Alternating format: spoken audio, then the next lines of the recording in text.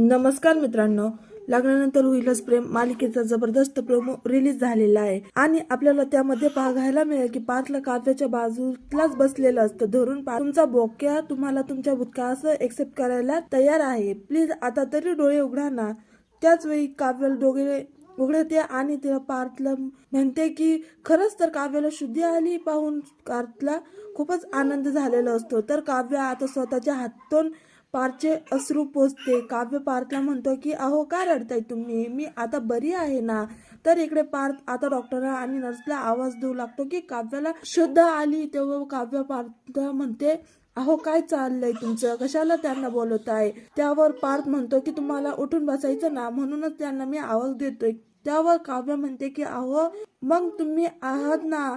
त्यानंतर आता स्वतः पार्थ काव्याला बेडवर उठून बसतो आणि तो तिला सांगतो की अहो मी तुम्हाला कधीच एक्सेप्ट केलं होतं, पण तुमची परीक्षा होती ना म्हणून मी तुम्हाला डिस्टर्ब करणार नव्हतो, पण मी आज जग जाहीर करतो की मी तुम्हाला एक्सेप्ट केलंय.